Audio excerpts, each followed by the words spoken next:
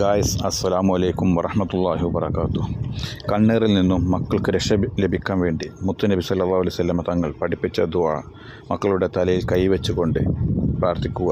എന്നിട്ട് വേണം മക്കളെ വീടിന് പുറത്തോട്ട് അയക്കാൻ വേണ്ടി. റസൂൽ പറഞ്ഞു കൊടുത്തു, ഫാത്തിമ ഈ ദുആ നിന്റെ മക്കളുടെ തലയിലേക്ക് ഊതണേ. എന്റെ പ്രിയപ്പെട്ടവരോട് പറയുന്നു, മക്കളെ പുറത്തയക്കുമ്പോ അതാണാകട്ടെ പെണ്ണാകട്ടെ, ആ മക്കളെ സ്കൂളിലേക്ക് പറഞ്ഞു വിടുമ്പോൾ, കല്യാണ വീട്ടിലേക്ക് പറഞ്ഞു വിടുമ്പോൾ, പുറത്തേക്ക് വിടുന്ന സമയത്ത് ഈ ദുആ ഊതിയിട്ട് മക്കളുടെ തലയിൽ ഊതണേ. ഇത് നബി തങ്ങൾ മാത്രം ചെയ്തതല്ല, യാക്കൂബ് നബി ചെയ്തതാണ്, ഇസ്ഹാഖ് നബി ചെയ്തതാണ്, ഇസ്മായിൽ നബി ചെയ്തതാണ്. പാരമ്പര്യമായി കിട്ടിയ ഒരു ദുആയാ, പാരമ്പര്യമായിട്ട് കിട്ടിയ ഒരു ദുആയാ. എന്റെ പ്രിയപ്പെട്ട സഹോദരിമാരെ, ഈ ദുആ പഠിച്ചു വെച്ചോ.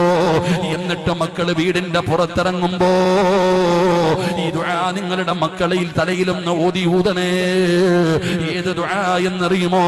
അഊദു ബികലിമാത്തില്ലാഹി തമ്മാത്തി മിൻ കുല്ലി ശൈത്താനിൻ വഹാമ്മ വമിൻ കുല്ലി ശൈത്താനിൻ ലാമ്മ. ഇത് നബി തങ്ങൾ തന്റെ പൊന്നാര മകൾക്ക് പഠിപ്പിച്ചു കൊടുത്ത ദുആയാ.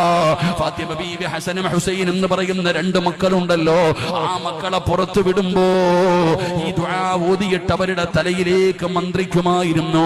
അവിടെ നിന്ന് ഊതിയിട്ട് പുറത്തു വിടുമായിരുന്നു, കണ്ണേറ് തട്ടാതിരിക്കാൻ.